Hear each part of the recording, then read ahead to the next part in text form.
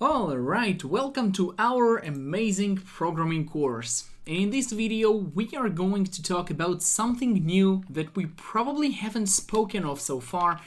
And this topic is called unions. Okay, not onions, but unions. We are going to talk about what are unions, how they should be used, how to create union, how to access its members, and basically a lot of things that cover this topic to the fullest. And the reason as to why I'm talking about unions just now is because they are usually being taught together, or at least one after the other, with the structures topic.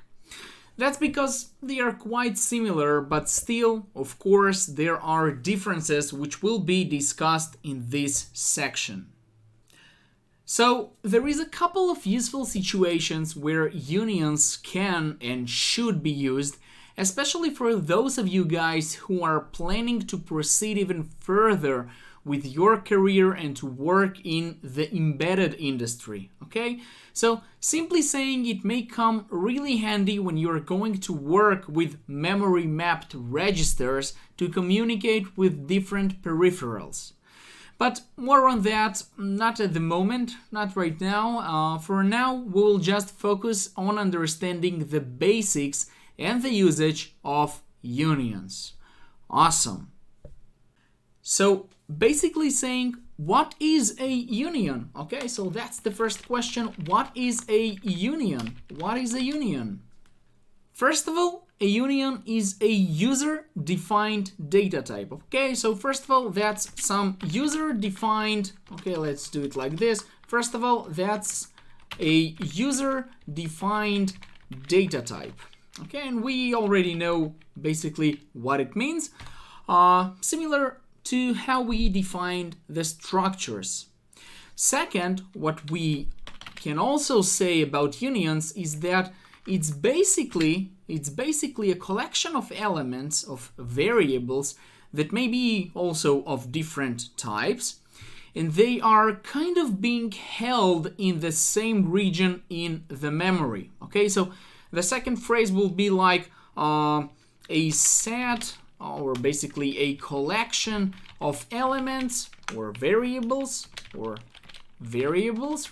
Variables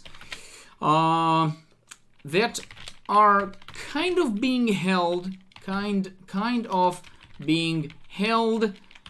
the same region in the memory. Okay, and that's very important. We will talk about it in more depth because the second